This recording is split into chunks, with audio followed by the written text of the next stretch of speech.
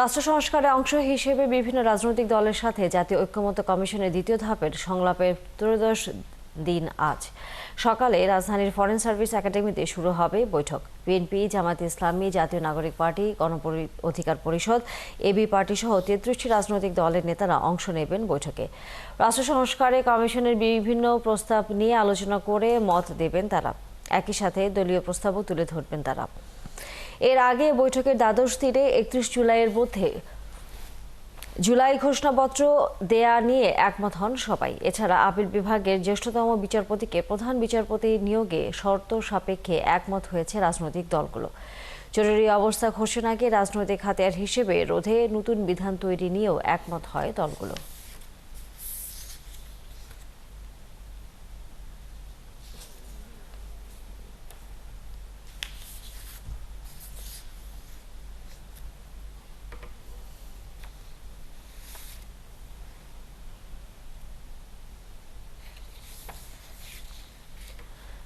July August আন্দোলনে রাজধানীর চাংখারপুলে শিক্ষার্থী আনাস সহ ৬ হত্যা মামলার মানবতাবিরোধী অপরাধের মামলায় ৮ আসামির বিরুদ্ধে অভিযোগ গঠনের আদেশ দেয় আজ আন্তর্জাতিক অপরাধ ট্রাইব্যুনাল ১-এর চেয়ারম্যান বিচারপতি মোহাম্মদ গোলাম মর্তুজা মজুমদারের নেতৃত্বাধীন ৩ সদস্যের বিচারিক প্যানেল এই আদেশ দেওয়ার কথা রয়েছে। এর আগে ৩ জুলাই এই মামলার অভিযোগ নিয়ে দ্বিতীয় দিনের মতো শুনানি শেষ হয়। এই মামলায় গ্রেফতার আছেন শাহবাগ থানার সাবেক ওসি মোহাম্মদ আরশাদ হোসেন, কনস্টেবল মোহাম্মদ সুজন মিয়া, মোহাম্মদ ইমাজ হোসেন ইমন ও মোহাম্মদ নসরুল ইসলাম। এছাড়া পত্রিকায় বিজ্ঞপ্তি প্রকাশের পরও ট্রাইব্যুনালে হাজির হননি সাবেক টিএমপি কমিশনার হাবিবুর রহমান সহ ৪ জন। গত ২৯ জুন আসামিদের বিরুদ্ধে অভিযোগ গঠন চেয়ে রাষ্ট্রপক্ষের শুনানি শেষ হয়। তবে অভিযোগ থেকে অব্যাহতির আবেদন শুনানির জন্য সময় চান আসামি পক্ষের আইনজীবীরা। গত বছরের ৫ আগস্ট চাংখারপুল এলাকায় শিক্ষার্থীদের শান্তিপূর্ণ আন্দোলনে গুলি চালায় পুলিশ। এতে শাহরিয়ার খান আনাস, শেখ মাহাদি হাসান জুনায়েদ, মোহাম্মদ ইয়াকুব, মোহাম্মদ রাকিব হাওলাদার, মোহাম্মদ ইসমামুল হক ও মানিক মিয়া শাহরিক নিহত হন। এছাড়া এদিন সকালে সাভারে আসাবুল ইয়ামিন হত্যা মামলার ৩ আসামি ও ২০১৬ সালে মিরপুরের কল্যাণপুরে জাহাজবাড়ির জঙ্গি আস্তানায় জঙ্গি সাজিয়ে ৯ জন যুবককে হত্যা মামলায় সাবেক আইজিপি শহীদুল হক সহ ৩ জনকে ট্রাইব্যুনালে হাজির করা হয়েছে।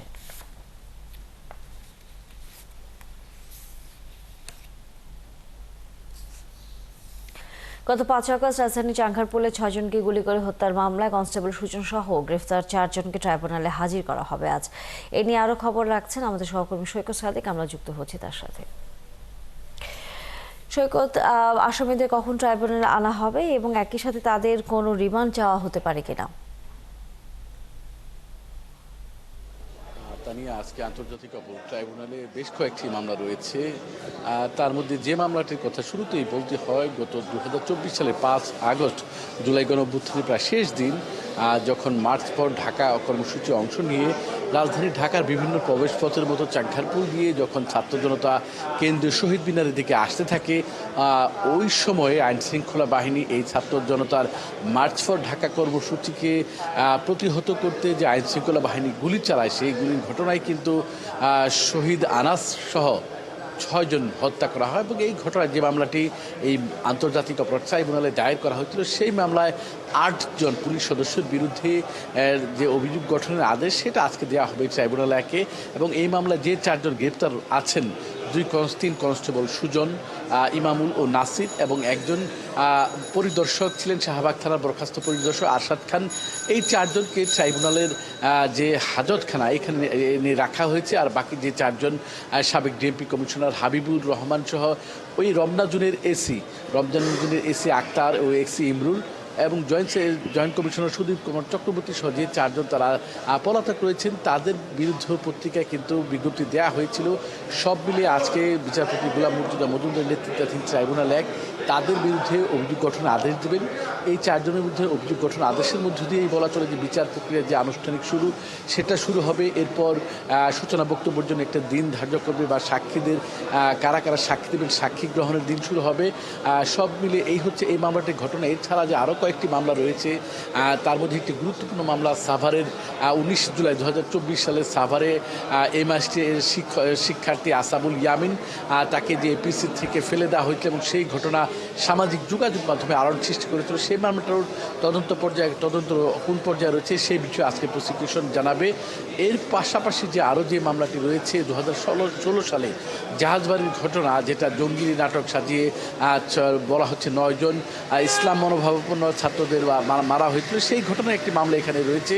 এবং সেই মামলায় সাবেক যে আইজিপি শহীদুল হক, সাবেক ডিএমপি কমিশনার আসাদুজ্জামান মিয়া ও মিরপুর জোনের যে ডিসি ছিলেন জসিমউদ্দিন মোল্লা, তাদেরকেও হাজির করা হয়েছে। সব মিলিয়ে আজকে 10 জনকে এখানে হাজির করা হয়েছে। আর সবগুলো মামলাই ট্রাইব্যুনাল 1-এ রয়েছে। যদিও এখান থেকে যদি কোনো মামলা ট্রাইব্যুনাল 2-এ ট্রান্সফার করা হয়, সেই বিষয়গুলো আমরা পরবর্তীতে জানিয়ে দিব। আর আজকে যেহেতু এই চাংখারপুলের মামলাটি অভিযোগ গঠনের আদেশ, মানে যেই মামলাটার আনুষ্ঠানিক অভিযোগপত্র কিন্তু ট্রাইব্যুনালে প্রথম দেওয়া হয়েছিল গত 25 মে এবং 3 জুলাই কিন্তু এই বিচারপতি গোলাম মুর্তজা মজুমদার নেতৃত্বাধীন ট্রাইব্যুনাল 1 আজকে অভিযোগ গঠনের আদেশের জন্য দিন নির্ধারণ করে। তা নিয়ে আমরা পরবর্তী সংবাদে হয়তো জানিয়ে দিতে পারবো, যখন কোর্ট বসবে আদালত হয়তো জানাবে আজকে এই বিচারিক প্রক্রিয়া কী সিদ্ধান্ত তারা নিলেন, অভিযোগ গঠনের পর পরবর্তী শুনানির দিন ধার্য কবে করবেন, সেই বিষয়গুলি আমরা এই আজকের আদালতের আদেশের পরেই আমরা পরবর্তী সংবাদে জানিয়ে দিতে পারবো। তা নিয়ে এখন পর্যন্ত আমার কাছে ট্রাইব্যুনালের সর্বশেষ খবর এই হচ্ছে আর রয়েছে। ধন্যবাদ শৌকত সাদিক। নিশ্চয়ই আমরা ফিরবো তখন যখন আপনার কাছে এরকম নতুন তথ্য আবার এসে পৌঁছবে। দর্শক, আমাদের সহকর্মী শৌকত সাদিক ছিলেন আমাদের সাথে আন্তর্জাতিক অপরাধ ট্রাইব্যুনাল থেকে। সাবেক প্রধানমন্ত্রী শেখ হাসিনার মেয়ে সাইমা ওয়াজেদ পুতুলের প্রতিষ্ঠিত সূচনা ফাউন্ডেশনকে দেয়া দান এবং অনুদানের নথিপত্র তলব করে এনবিআরকে চিঠি দিয়েছে দুর্নীতি দমন কমিশন। একই সাথে শেখ হাসিনার ছেলে সজীব ওয়াজেদ জয়ের centre for research and information একই তথ্য চেয়ে চিঠি দেওয়া হয়েছে। আজকের মধ্যে নথি সরবরাহের জন্য বলা হয়েছে। 2016 ও 2023 সালে জাতীয় রাজস্ব বোর্ড থেকে জারি করা প্রজ্ঞাপনে সূচনা ফাউন্ডেশনের আয়কর ও প্রতিষ্ঠানটি অনুকূলে দান বা অনুদানের আয়কর মওকুফ করা হয়। দুদক মূলত ওই নথিপত্র তলব করেছে বলে জানা গেছে। রোববার থেকে এ সংক্রান্ত নথিপত্র চেয়ে পাঠানো হয়।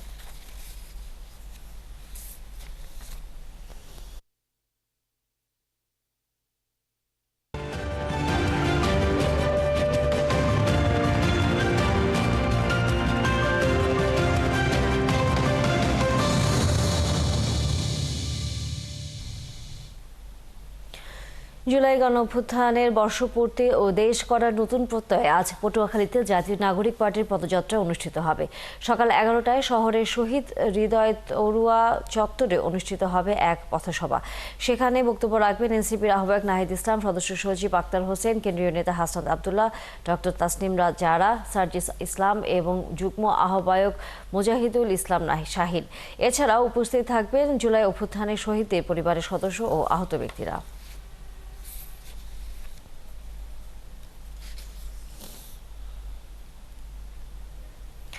দর্শক, এনসিপির এই জুলাই পদযাত্রার নানা খবরাখবর নিয়ে এই মুহূর্তে পটুয়াখালী থেকে যুক্ত হচ্ছেন সহকর্মী আহসানুল কবির রিপন। আহসানুল কবির রিপন, জানাবেন পদযাত্রা কর্মসূচির সর্বশেষ কি খবর আপনার কাছে রয়েছে এবং কখন এনসিপির নেতারা আসলে এখানে এসে বক্তব্য রাখবেন?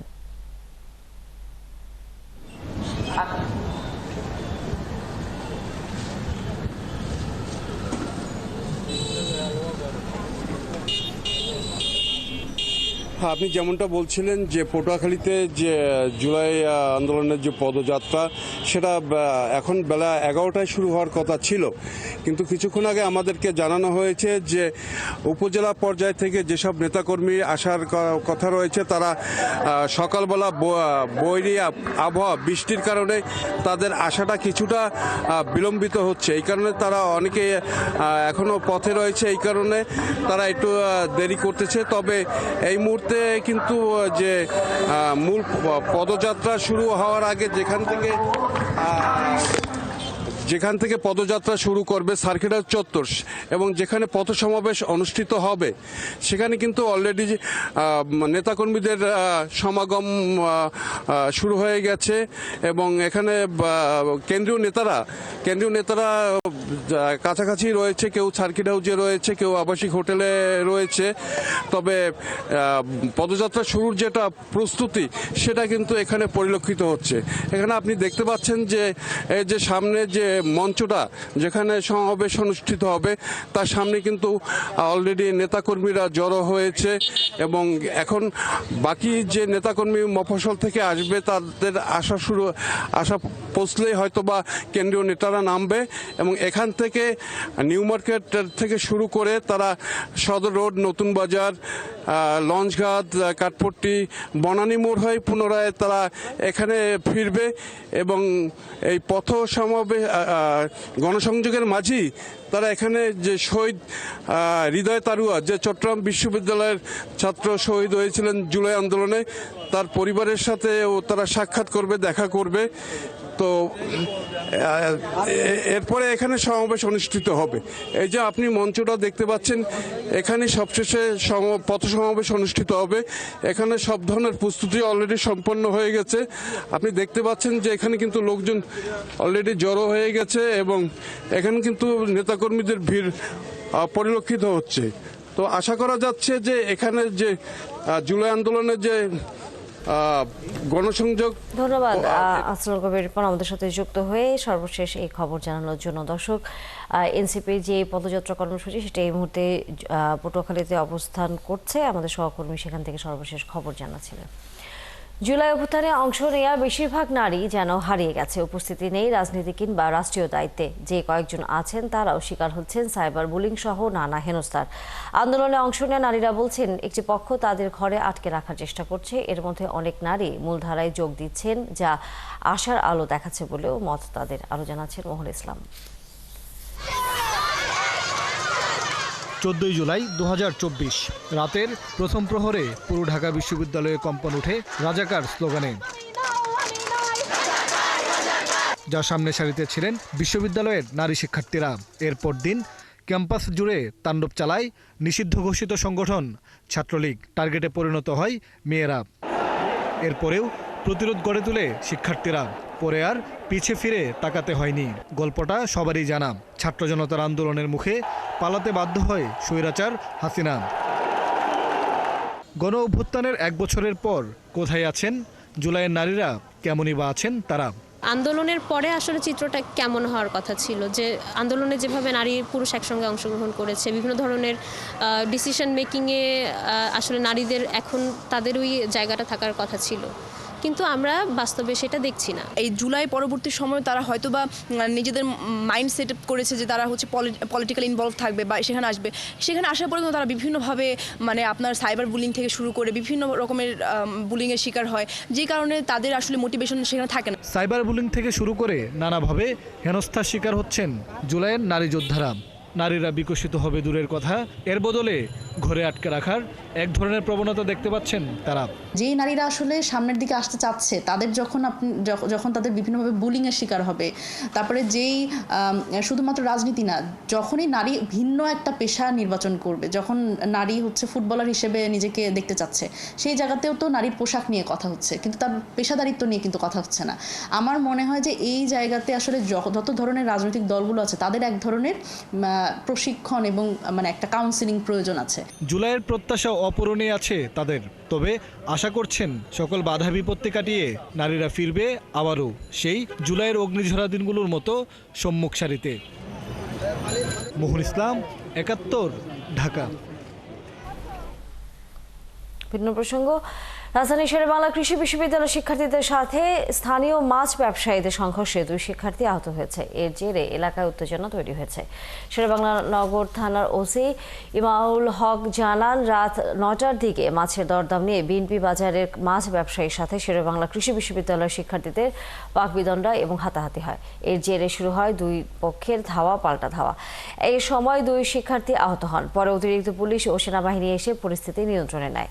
এই ঘটনায় বিশ্ববিদ্যালয় কর্তৃপক্ষ মামলা দায়ের করেছে। বিশ্ববিদ্যালয়ের ছাত্রদের কয়েকজনের সাথে জনৈক মাছ ব্যবসায়ীর একটা তর্ক বিতর্ক হয়। পরবর্তীতে হাতাহাতি পর্যায়ে যে 2 জন ছাত্র আহত হয়। বিশ্ববিদ্যালয়ের প্রক্টর বাদী হয়ে একটি মামলা করা হয়েছে। আমরা তদন্ত করে এ বিষয়ে দৃষ্টান্তমূলক শাস্তির জন্য বিজ্ঞ আদালতে আমরা এই মামলার রিপোর্ট দেব।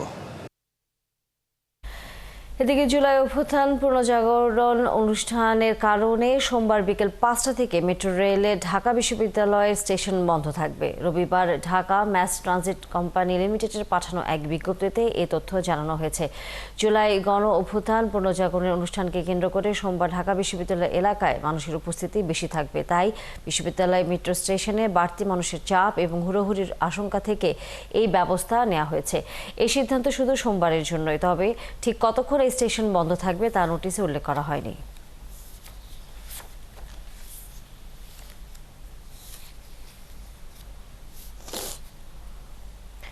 জয়পুরহাটের আক্কেলপুর সি কর্ণদিঘি উচ্চ বিদ্যালয়ের 21 শিক্ষার্থী এক বিষয়ে পরীক্ষা দিয়েছিল, কিন্তু পরীক্ষায় প্রকাশিত ফলাফলে দুটি বিষয়ে ফেল করেছে তারা। এমন অদ্ভুত ঘটনায় শিক্ষার্থী, অভিভাবক সহ শিক্ষকদের মাঝে এলাকায় সৃষ্টি হয়েছে চাঞ্চল্যের। দ্রুত সমস্যা সমাধানের দাবি তাদের, আর বোর্ডের ত্রুটির কারণে এ সমস্যা হতে পারে বলে সমাধানের আশ্বাস সংশ্লিষ্টদের। মোয়াজ্জেম হোসেনের তথ্যছবিতে বিস্তারিত। জয়পুরহাটের আক্কেলপুর উপজেলার শ্রী কর্ণদিঘি উচ্চ বিদ্যালয় থেকে এবার শুধুমাত্র গণিত বিষয় এসএসসি পরীক্ষা দেন জিৎ চন্দ্র মহন্ত। তবে পরীক্ষার ফলাফলে তার গণিত সহ আরও একটি বিষয়ে ফেল এসেছে। জিৎ জানান, তিনি 2024 সালে কারিগরি শিক্ষা বোর্ডের অধীনে গণিত বিষয়ে ফেল করার পর 2025 সালে শুধু গণিত বিষয়ে আবার ফর্ম পূরণ করে পরীক্ষা দেন, কিন্তু ফলাফলে দেখা যায় শুধু গণিতে নয়, গণিতের পাশাপাশি কৃষিতেও তিনি ফেল করেছেন। পরীক্ষা দিয়েছিলাম একটা, সেখানে আমি 2 বিষয়ে ফেল করছি, যেখানে আমার অ্যাডমিটও ছিল একটা সাবজেক্ট। তার মতো এমন সমস্যায় পড়েছেন একই প্রতিষ্ঠানের 21 শিক্ষার্থী। এক বিষয় পরীক্ষায় অংশ নিয়ে 2 বিষয়ে ফেল করায় ভবিষ্যৎ নিয়ে দুশ্চিন্তায় পড়েছেন তারা। গণিত পরীক্ষায় ফেল করছি, কিন্তু কৃষিতে পাশ করছিলাম। এই বছর পরীক্ষা দেওয়ার পর গণিতে পাশ আসছে, কিন্তু কৃষিতে ফেল দেখাচ্ছে। কৃষিতে A+ পাইছিলাম, এবার 2025 সালে পরীক্ষা দিয়েছি গণিতে, সেটাতে আমি পাশ করছি, কিন্তু আমার কৃষিতে ফেল দিছে। এটা শুধু আমাদের সাথে হয়নি, আমাদের বাচ্চা যেগুলো ছিল তাদের সবার সাথেই হয়েছে। এমন ফলাফলে হতবাক শিক্ষকরা। 21 জন পরীক্ষা দেওয়ার মধ্যে 10 জন পাস করেছে, তো তাদের আমি দেখলাম যে ওই গণিতে কৃষি সাবজেক্টে ফেল, কিন্তু তারা গত সাবজেক্টে 24 সালে কৃষি সাবজেক্টে পাস ছিল। এই কারিগরি বোর্ড তারা দায়িত্বশীল হিসেবে অতটা কাজ করে না। তারা যদি দায়িত্বশীল হিসাবেই করতো, তাহলে গতবারে যে ছেলেটা কৃষিতে পাশ করেছে, এইবার কোন সাহসে সেটা কৃষিতে ফেল করে? উপজেলা শিক্ষা কর্মকর্তা আর উপজেলা নির্বাহী কর্মকর্তা জানান, সমস্যা সমাধানে উদ্যোগ নিচ্ছেন তারা। যদি এটি কোনো কারণে বোর্ড করে থাকে, এটি কর্তৃপক্ষের বিষয়, বোর্ডের এই বিষয়টা সুরাহা করার জন্য বোর্ডে তার সংশ্লিষ্ট প্রতিষ্ঠান প্রধান আবেদন করবেন। সবার বিষয়ে বিষয়টি খতিয়ে দেখার জন্য একটি তদন্ত কমিটি গঠন করে তাদের কিন্তু উপযুক্ত ব্যবস্থা নেওয়ার চেষ্টা করবে, এবং পাশাপাশি তাদেরকে দোষী সাব্যস্ত হয় তাহলে তাদের বিরুদ্ধে বিভাগীয় ব্যবস্থা গ্রহণের জন্য আমরা শিক্ষকদেরকে সুপারিশ করব। জয়পুরহাটের আক্কেলপুর উপজেলার শ্রী কর্ণদিঘি উচ্চ বিদ্যালয় থেকে এবার কারিগরি শিক্ষা বোর্ডের অধীনে 42 শিক্ষার্থী অংশ নেয়। আব্দুল আল মামুন, ৭১। 2005 সাল থেকে 2022 সাল পর্যন্ত জয়পুরহাটের কালাই উপজেলার প্রায় 500 মানুষ কিডনি বিক্রি করেছে। উপজেলার শতাধিক কিডনি বিক্রেতা বর্তমানে নানা ধরনের শারীরিক সমস্যার মধ্যে থাকলেও সামাজিক ও আইন শৃঙ্খলা বাহিনীর ভয়ে হাসপাতালে চিকিৎসা করাতে পারছে না। সম্প্রতি আন্তর্জাতিক একটি গণমাধ্যমে কিডনি বিক্রির প্রতিবেদন প্রকাশের পর আবারও নড়েচড়ে বসেছে প্রশাসন ও এলাকার লোকজন। মোয়াজ্জেম হোসেনের তথ্যছবিতে বিস্তারিত। দালাল চক্রের প্রলোভনে জয়পুরহাটের কালাই উপজেলার মাত্রাই ও উদয়পুর ইউনিয়নের প্রায় 20টি গ্রামের 500 মানুষ তাদের কিডনি বিক্রি করেছেন। ভুক্তভোগীরা জানান, পরিবারের সচ্ছলতা ফেরাতে কিডনি বিক্রি করেছিলেন তারা, কিন্তু এরপরও ঘোরেনি তাদের ভাগ্যের চাকা। এখন আমি কি করবো, বিচার আমার মানে বলতেছি সবার কাছে হাতে বলতেছি যে আমার মতো এই ভুলটা যেন কেউ না করে। আর আমার এলাকায় বর্তমানে কাজটা বর্তমানে প্রশাসনের নেওয়ার পর আমাকে বাংলাদেশে ফেরত পাঠানোর পর আমাকে 1 লক্ষ টাকা দেওয়ার পর আমি আসে ওনার কাছে আবেদন করছি, ওনারা আমার কাছে টাকা দেন। সে কথা আমাকে নির্যাতন করে, আমাকে ভয় দেখানো হয়। তারা আরও জানান, বর্তমানে নানা ধরনের শারীরিক সমস্যার মধ্যে থাকলেও সামাজিক ও আইন শৃঙ্খলা বাহিনীর ভয়ে হাসপাতালে চিকিৎসা করাতে পারছেন না। মানুষের চক্রান্ত করে এই কিডনি বিক্রি করেছে। এখন আর ওরা নাই, এখন আর বিক্রি ওখানে লোকগুলো অসহায়, এখন অসহায় পুরা কিডনি বিক্রি করা দালালের চক্রে করে তারা কিডনি বিক্রি করে দিচ্ছে এবং তারা এত ক্ষতিগ্রস্ত হয়েছে যে তারা কখনো কর্মক্ষমতা অর্জন করতে পারে না। সম্প্রতি আন্তর্জাতিক একটি গণমাধ্যমে কিডনি বিক্রির প্রতিবেদন প্রকাশের পর নড়ে চড়ে বসেছে প্রশাসন ও এলাকার লোকজন। জয়পুরহাটে 32টি ইউনিয়ন আছে, সেখানকার কিছু মানুষ যদি অপরাধী হয় গোটা জেলাকে দোষারোপ করা ঠিক হবে না। এখানে কিছু দালাল চক্র আছে যারা মানুষের দারিদ্রতার সুযোগ নেয়, সেই মানুষগুলোকে উদ্বুদ্ধ করে কিডনি বিক্রির একটি চক্র তৈরি হয়ে উঠেছে। এখন বর্তমানে ভালোই আছে, অসহায় মানুষ আগের দালালের খপ্পরে পড়ে কিডনি বিক্রি করতো, কিন্তু এখন সেটা নেই। যদিও পুলিশ বলছে 2022 সাল থেকে কিডনি বেচা কেনার কোনো তথ্য বা অভিযোগ পাননি তারা। আমরা তৎপর রয়েছে অতীতের মতো, সামনে যদি কোনো অভিযোগ আসে আমরা অতীতের মতো তাদেরকে আইনের আওতায় নিয়ে আসবো, তাদের বিরুদ্ধে মামলা নিব এবং তাদেরকে গ্রেপ্তার করে বিজ্ঞ আদালতে প্রেরণের যে আমাদের ধারাবাহিকতা অতীতে ছিল সেটি আমরা বজায় রাখবো। জেলায় এ পর্যন্ত 17টি মামলা এবং 61 জন দালাল ও কিডনি দাতাকে গ্রেপ্তার করেছে আইন শৃঙ্খলা বাহিনী। নূর তাজমিন নীর, 71। দর্শক, এই বিষয়ে বিস্তারিত জানাতে আমাদের সাথে যুক্ত হচ্ছেন জয়পুরহাট থেকে সহকর্মী মোজেম হোসেন। মোজেম, এই যে হঠাৎ করে আবারও কিডনি বিক্রির প্রবণতা বেড়ে গেল, কেন আসলে বেড়ে গেল? এর পাশাপাশি প্রশাসন সেখানে এই বিষয়টি জানার পর কোনো উদ্যোগ নিয়েছে কিনা এটি বন্ধ করবার ক্ষেত্রে? ধন্যবাদ। আপনি যেমনটি হলো বলছিলেন যে জয়পুরহাটের কিডনি বেচা কিনা বন্ধ হওয়ার পরে আবার কেন এটা হয়েছে। আপনি জানেন যে জয়পুরহাটের একটি সীমান্ত ঘেঁষা একটি জেলা, এই জেলা সীমান্ত ঘেঁষা হওয়ার কারণে কিন্তু তৎকালীন সময় কিন্তু কিডনি বেচা কেনার একটা প্রবণতা দেখা দিয়েছিল, কিন্তু 2011 সালে এই কিডনি বেচা কেনার ব্যাপারে প্রশাসন, সিভিল প্রশাসন, পুলিশ প্রশাসন, সাংবাদিক এবং সুশীল সমাজের কিন্তু কঠোর হস্তক্ষেপে তা কিন্তু বন্ধ হয়ে গিয়েছিল। আপনাকে বলে রাখি, সম্প্রতি একটি আন্তর্জাতিক একটি মিডিয়া এই কিডনির বেচা কিনা নিয়ে একটি রিপোর্ট করে সেখানে বলা হয়েছে যে 35%-এর মধ্যে 1% মানুষ এই জয়পুরহাটের কিডনি বেচা কিনা করছে। আসলে আমরা তখন এই বিষয়ে সরজমিনে যা দেখি, আসলে এই চিত্রটা আসলে এমনটি নয়। কিডনি বেচা কিনা হচ্ছে বলা যাবে না, আবার হচ্ছে এটাও বলা যাবে না, কেননা এই কিডনি বেচা কিনা হওয়াটা অনেকটাই বন্ধ হয়ে আছে। এক সময় যখন কিডনি বেচা কিনা করতো তখন একটা দালালের মাধ্যমে মানুষ কিডনি বেচা কিনা করতো। এই এলাকার এই জয়পুরহাট কালাই উপজেলার উদয়পুর এবং দুটি ইউনিয়নে এই কিডনি বেচা কিনা হতো। তখন এই কিডনি বেচা কিনা করতো যে এখানকার যে হত দরিদ্র মানুষ যারা কিস্তি নিত কিংবা যারা ভ্যান চালাতো কিংবা বোনের বিয়ে বা মেয়ের বিয়ে দিতে পারতেছিল না, এইসব মানুষের পাশে একসময় কিছু দালাল বিনা স্বার্থে আসে তাদের পাশে দাঁড়ায় যে আপনার বিপদ থেকে উদ্ধার করার জন্য। কিন্তু বিপদ থেকে উদ্ধার হওয়ার পরে, মেয়ে বিয়ে দেওয়ার পরে কিছুদিন পর থেকে এই দালাল চক্রটা আবার এই মানুষদেরকে এই যে ধার দেওয়ার টাকাটাকে ফেরত দেওয়ার জন্য চাপ দেয়, তখন কিন্তু এই কি টাকাটা ফেরত দিতে পারে না। আর ফেরত দিতে না পারে তখন কিন্তু এই দালালরা কিন্তু এইসব মানুষ হতদরিদ্র মানুষদেরকে তখন কিন্তু কিডনি বিক্রয় করার জন্য কিন্তু উৎসাহিত করে। তখন কিন্তু তারা একটা করে কিডনি কিন্তু তাদের সাথে কন্ট্যাক্ট হয় 15 লক্ষ 10 লক্ষ টাকা, কিন্তু এই কিডনি ইন্ডিয়াতে দেওয়ার পরে দেশে ফিরে আসে কিন্তু তারা 2 লক্ষ থেকে 3 লক্ষ টাকার বেশি কিন্তু তারা কিডনি টাকা পায় না। এই যে যারা কিডনি দিয়েছে তারা এই কিডনি দিয়ে টাকা পায় না। এখন এই যে এক সময় ছিল যে জয়পুরহাটে যে কিডনি বেচা কিনা নিয়ে তখন আমাদের প্রশাসন এবং সাংবাদিকদের মাঝে বিস্তার যে খবরটা আসলে, এখন কিন্তু এটা আসে না। কেন আসে না? যে এইটা যে কিডনি এখন দালালের মাধ্যমে হচ্ছে, সেটা কিন্তু এখন যে কিডনি দিয়েছে সেই মানুষগুলোই কিন্তু এখন কিডনির দালাল হয়ে যাচ্ছে। অর্থাৎ আপনাকে আমি বলে রাখি যে এখানে শাহাদত নামে একজন আছে যে ভেন্ডি গ্রামে, ওনার একই পরিবারের 3 জন মানুষ কিডনি দিয়েছে। অর্থাৎ এখন দালালের মাধ্যমে না দিয়ে যারা কিডনি দিচ্ছে, কিডনি যারা দিচ্ছে তারাই একমাত্র দালাল হয়ে যাচ্ছে, যার কারণে আমাদের কিডনির কিন্তু এই খবরগুলো আমাদের নজরে এইভাবে আসছে না। ধন্যবাদ মোজেম হোসেন। আমরা ফিরবো নিশ্চয়ই পরবর্তীতে আপনার কাছে আবারও। দর্শক, সহকর্মী মোজেম হোসেন এতক্ষণ ছিলেন জয়পুর থেকে।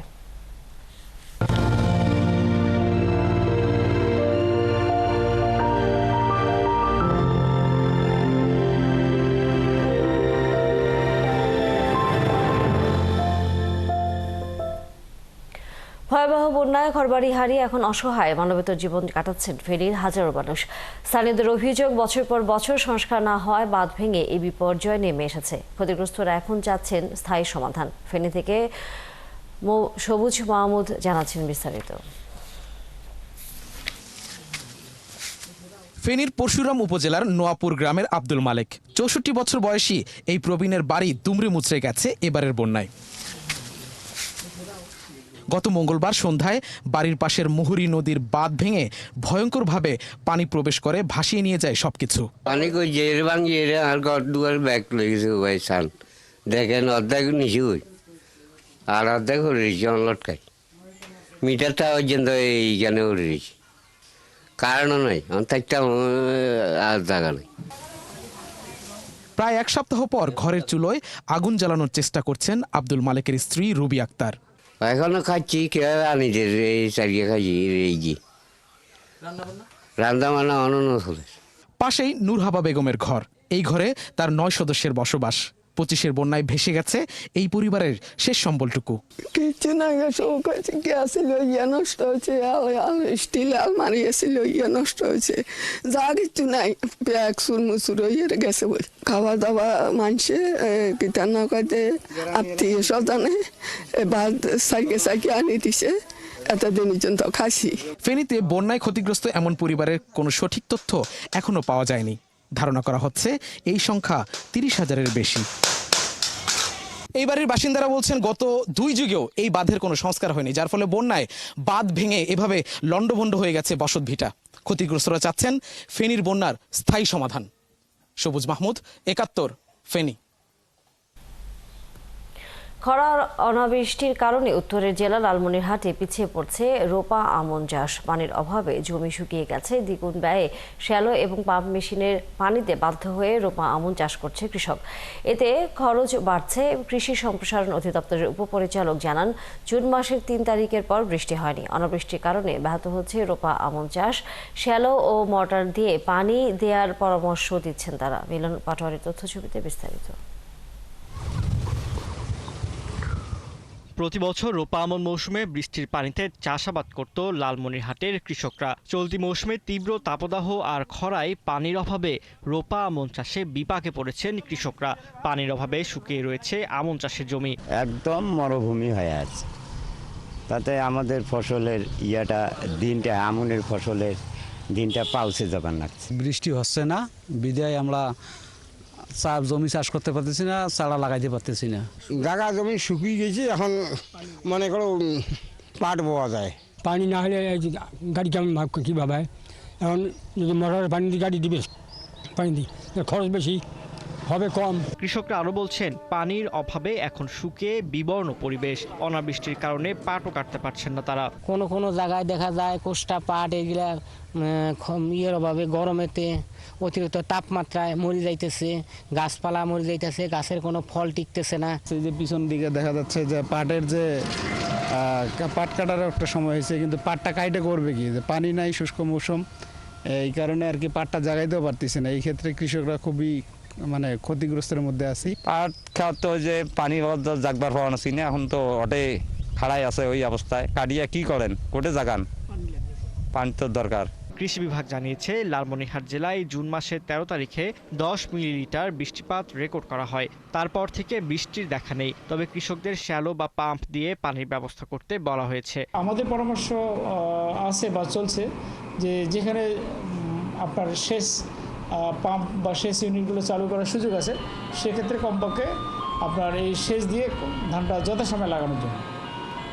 তো কেবল তো শুরু, আশা করা যাচ্ছে এখন আমাদের তো বৃষ্টির পূর্বাভাসা আছে, কিন্তু হয়তো বৃষ্টি নামতেছে না, এটা দেখা যাক আল্লাহ ভরসা। লালমনিরহাট জেলায় চলতি রোপা আমন মৌসুমে 82,000 হেক্টর জমিতে চাষাবাদের লক্ষ্যমাত্রা নির্ধারণ করা হয়েছে। এ পর্যন্ত 500 হেক্টর জমিতে হয়েছে চাষাবাদ। ফারদে নীরব, 71।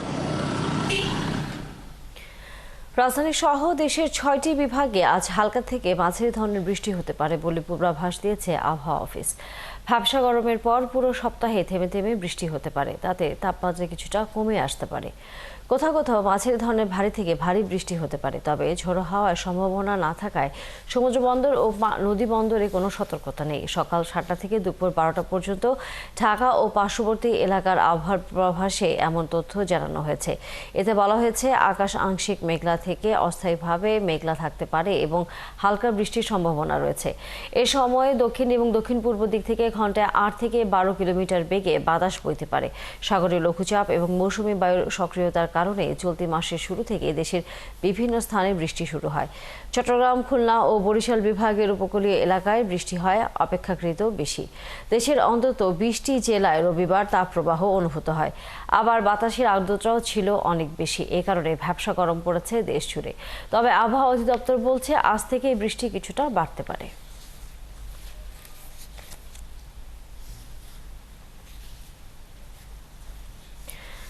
দর্শক, আমরা ফেনীতে যুক্ত হব, সেখানে বন্যার খবর আমরা জানবো। আমাদের সহকর্মী সবুজ মাহমুদ যুক্ত আছেন আমাদের সাথে। সবুজ, আমরা এর আগে সংবাদে বলছিলাম যে এখন বন্যা পরিস্থিতি ফেনীর বিশেষ করে পানি কমছে এবং হয়তো কিছুটা উন্নত হচ্ছে অবস্থার, কিন্তু এরপরেই যেটি সবার সামনে এসেছে সেটি হচ্ছে স্বাস্থ্য ঝুঁকি।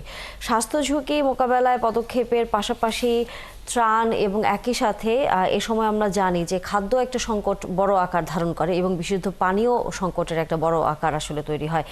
এই বিষয়টি নিয়ে কি ধরনের ব্যবস্থা আসলে নিচ্ছে প্রশাসন? তানিয়া, আমি এই মুহূর্তে দাঁড়িয়ে আছি ফেনীর ছাগলনাইয়া উপজেলার পূর্ব পাঠাননগর গ্রামে। সেই পূর্ব পাঠাননগর গ্রামের যে কালভার্টটি, সেই কালভার্টের কাছে দাঁড়িয়ে আমি কিন্তু দেখতে পাচ্ছি যে এখানে এখনও পানিগুলো নামছে। ফেনীর ফুলগাজী এবং পরশুরাম উপজেলার যে পানিগুলো, উঁচু অঞ্চলের পানিগুলো এখন নিচে নেমে এই অঞ্চলের দেখেন এখনও আমি কিন্তু স্রোত দেখতে পাচ্ছি যে এই পানিগুলো নিম্ন অঞ্চলের দিকে ধাবিত হচ্ছে এবং এই এলাকায় পানির কিছু স্থায়ী জলাবদ্ধতার আশঙ্কা করছে প্রশাসন।